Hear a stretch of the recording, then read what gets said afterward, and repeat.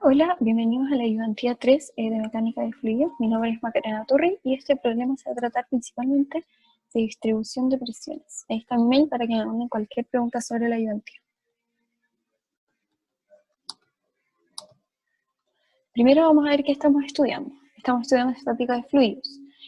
En la estática de fluidos se estudian las condiciones de equilibrio bajo las cuales un fluido está en reposo. Para ello se requiere que todos los elementos que lo forman o no se muevan o se muevan todos a la misma velocidad, es decir, que no se desplacen uno respecto al otro. El fluido está detenido o se mueve todo como si fuera un cuerpo rígido sin deformarse.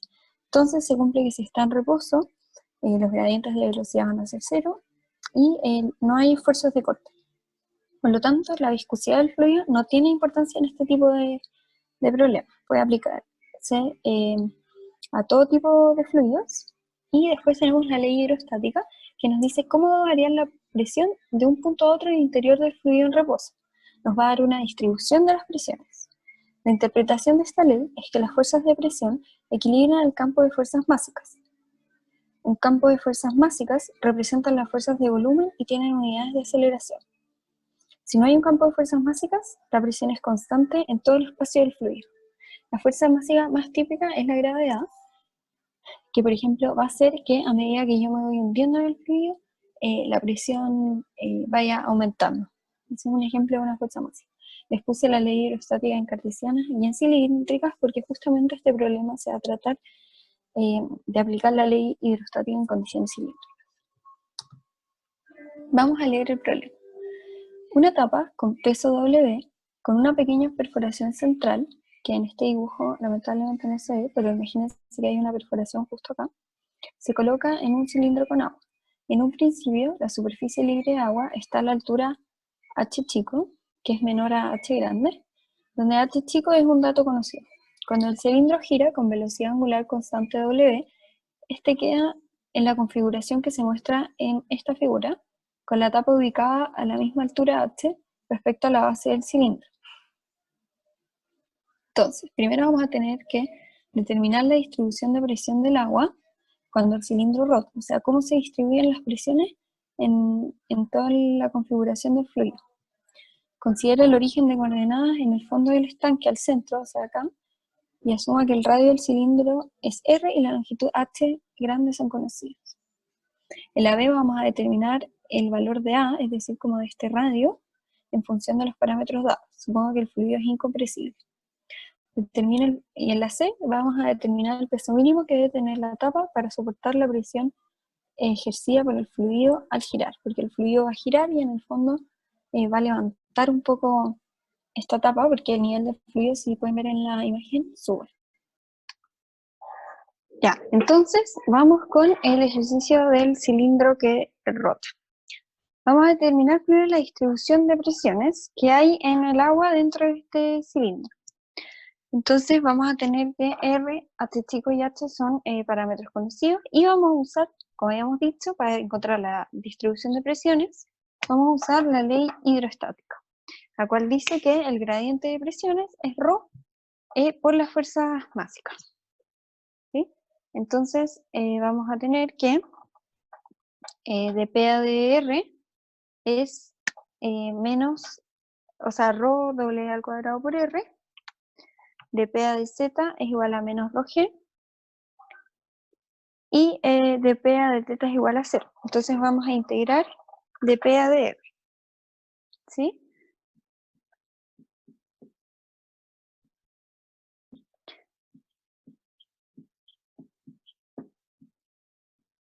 ¿Ya? Y eso nos da que la presión en función de r y z es igual a ρ doble al cuadrado, r al cuadrado, partido por 2, más una función de z, que pudo haber desaparecido en el fondo al integrar parcialmente respecto a r.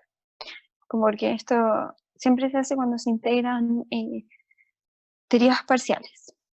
¿Sí? Entonces, ahora vamos a derivar respecto a z,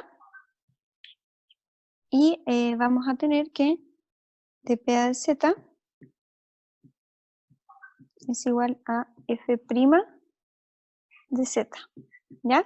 Pero de acá yo sé además que dP a de z es igual a menos ρg, Entonces puedo igualar.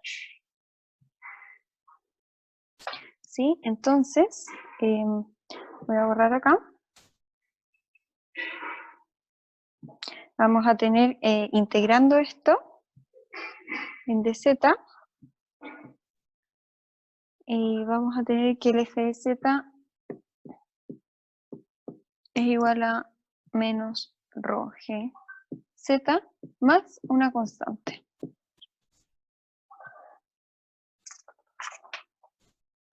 ¿Ya? Entonces, la distribución de presiones va a quedar como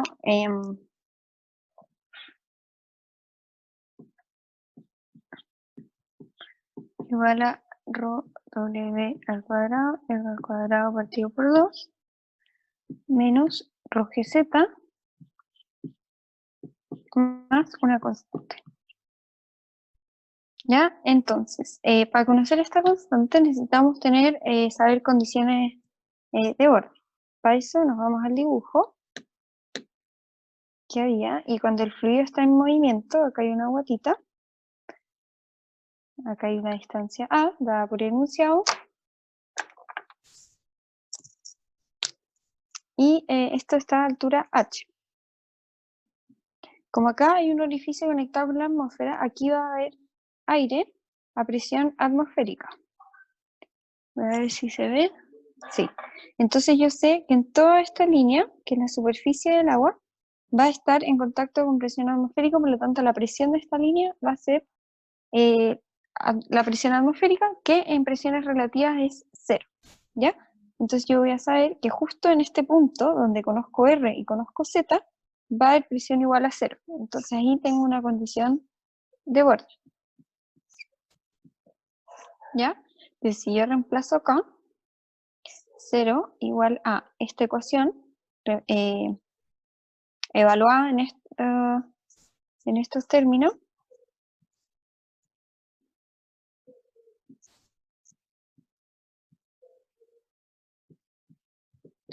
entonces de acá yo puedo despejar la constante y finalmente voy a obtener esta distribución de presiones, que es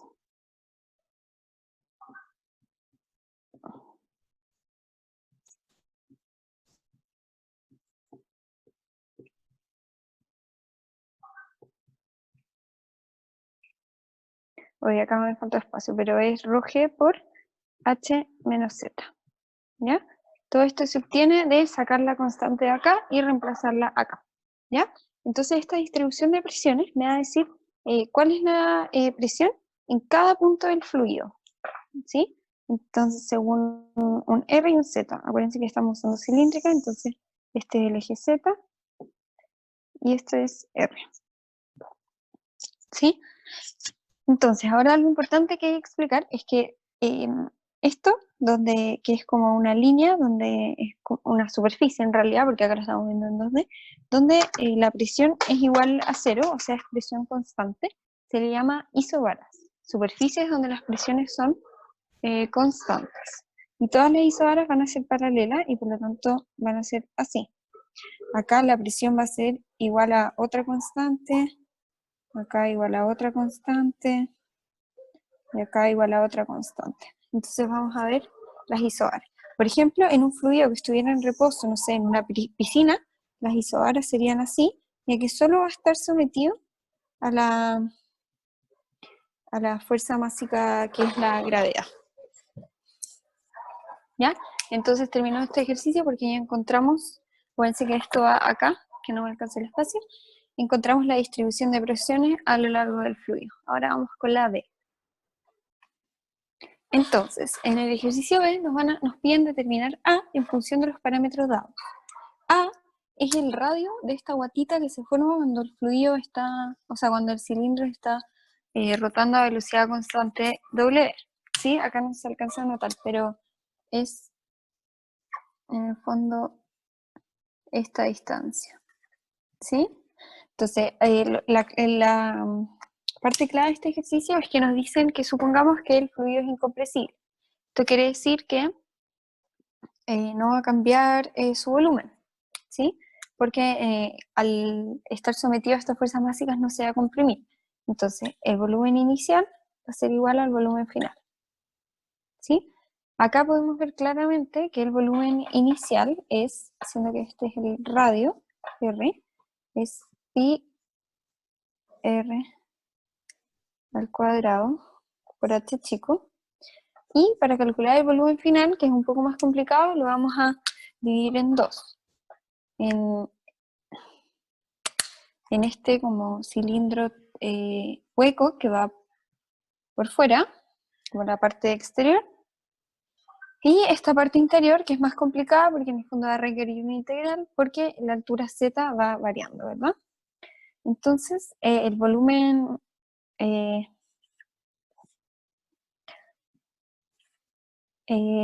interior es fácil de calcular,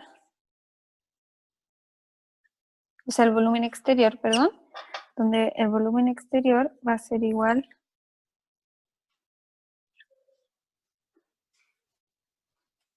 a pi r cuadrado h grande menos pi al cuadrado h grande, que en el fondo esto es todo esto, entonces calculo el volumen de todo el cilindro y después le resto todo esto de adentro, ¿sí? ¿Ya? Y el volumen interior es un poco más complicado y vamos a borrar primero para seguir calculándolo. Entonces, el volumen interior, vamos a necesitar una función que nos indique cuánto vale este z.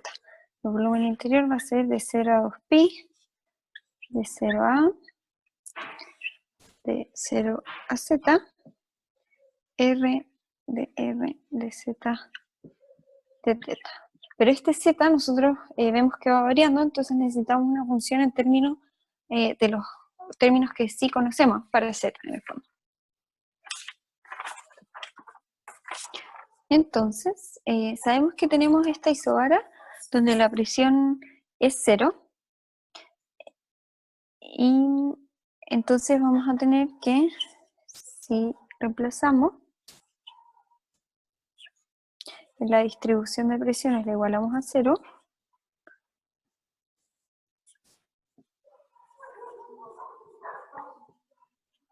podemos despejar cuánto vale el z en toda esta isobara dependiendo del r, y vamos a obtener una función para z que va a quedar así.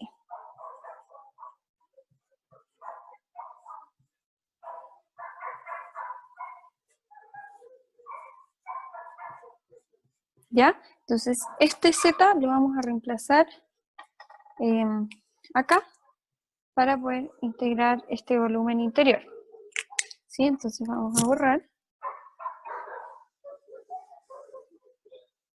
Y cuando integremos esto respecto a z, bueno, el de θ va a ser 2pi, cuando lo integremos respecto a z nos va a quedar en el fondo el ancho del intervalo que va a ser z menos 0, pero z sabemos que es una función. Entonces, nos va a quedar, cuando integremos respecto a z,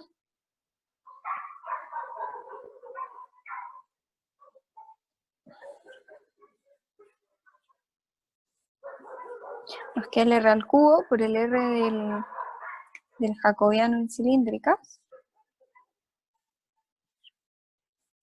Y el h también nos queda multiplicado por r. Entonces, de r de θ. ¿Ya? Entonces, si seguimos con la integración, nos va a quedar que 2pi por... no. Aquí ya vamos a integrar, entonces nos va a quedar w al cuadrado, r a la cuarta, partido en 8 gamma, menos a al cuadrado, r al cuadrado, tiene 4 gamma, más h, r al cuadrado partido por 2, y todo esto evaluado de 0 a a. Y finalmente este volumen interior va a ser igual a, si en el fondo hacemos, simplificamos esto, el volumen interior nos va a quedar, o sea, y reemplazamos a y el 0,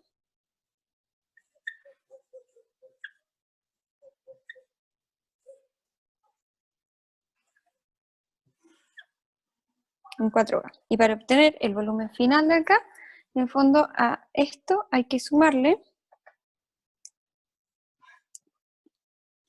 el volumen exterior, que habíamos dicho que era pi h r al cuadrado menos a al cuadrado. ¿Ya? Entonces este es el volumen final que lo vamos a igualar al volumen inicial y vamos a obtener A. ¿Sí? Entonces vamos a borrar para poder seguir escribiendo. Entonces lo que nos quedaba era igualar el volumen inicial al volumen final. Entonces haciendo esto nos va a quedar que r al cuadrado h menos h es igual a w al cuadrado a la cuarta partido en 4g.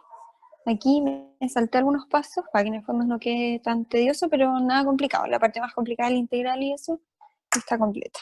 Entonces finalmente nos queda a la cuarta es igual a 4g r al cuadrado h menos h partido en w al cuadrado. ¿Sí? Entonces esta es la respuesta final para el inciso B. Entonces la clave era saber que el volumen no cambiaba y que yo iba a poder igualar un volumen inicial, que ya lo conocía, con un volumen final. Ya, entonces, en el inciso C nos piden el peso mínimo de la tapa para soportar la presión. Entonces es verdad que nosotros tenemos acá nuestro fluido, todo acá, y este fluido en el fondo va a estar ejerciendo una presión sobre la tapa, y como la presión es distinta y varía con el R, las fuerzas que se ejercen en cada parte de la tapa van a ser distintas. Entonces, la tapa necesita tener un peso para equiparar esta fuerza total que está ejerciendo el fluido, ¿ya? Entonces, ¿qué sabemos nosotros? Que la fuerza que ejerce el fluido es, o lo van a ver en ayudantías más adelante, lo verán en clases, es la integral de la presión en todo el área que se está ejerciendo, o sea, en toda el área que el fluido está en contacto con el sólido, ¿no? ¿Sí? Entonces, esta va a ser una integral de 0 a 2pi y de a R, ¿ya? Esto es importante que lo entiendan, que esta integral es de a R, porque la zona en la que el fluido está en contacto con la tapa es desde A hasta R, ¿sí? Este es A y esto en total es R. Acá en esta zona no se está ejerciendo fuerza porque el fluido no está en contacto con la tapa, ¿ya? Entonces, sabemos que la presión en esta línea en el fondo podemos evaluarla en la distribución de presiones para Z igual a H grande, porque a esta altura, que está acá, Z es igual a H grande, ¿verdad? Entonces, si evaluamos eso en la distribución de presiones que obtuvimos al principio, nos va a quedar solo la parte, esta parte, porque lo que seguía era sumarle gamma por H menos Z, pero como Z en este punto es H grande, se restan. Y este es el diferencial de área de cilíndricas, ¿verdad? Con el jacobiano. Entonces, si vemos esto, nos va a quedar que la fuerza es de 0 a 2pi. Vamos a integrar esta cuestión en R. Va a quedar rho w al cuadrado partido en 2, r a la cuarta partido en 4, menos rho w al cuadrado, a al cuadrado, r al cuadrado partido en 4. Y esto hay que evaluarlo de A a R. Y todavía no he integrado en teta. Entonces la fuerza va a quedar igual a 2pi rho w al cuadrado, r a la cuarta, partido en 8, menos a al cuadrado, r al cuadrado. El 4 aquí estamos reemplazando en R. Ahora vamos a reemplazar A.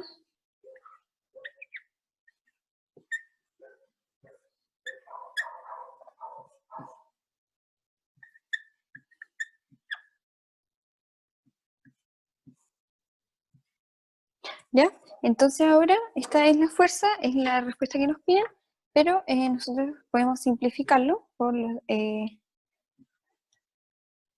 era 2pi por todo eso, ¿sí? Entonces ahora lo vamos a poner más simplificado y va a quedar que 2pi por rho w al cuadrado r grande a la cuarta partido en 2 a al cuadrado rho w al cuadrado partido en 2 más este último término.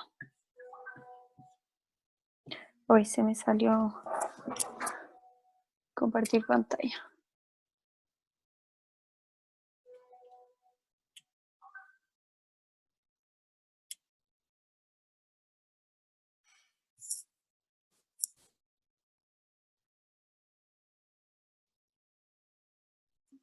Bueno, disculpen por eso último, pero acá está el resultado final, que es 2pi por estos términos. Entonces, así terminamos este problema. Cualquier duda, por favor, no olviden mandármela al mail. Eso, gracias y adiós.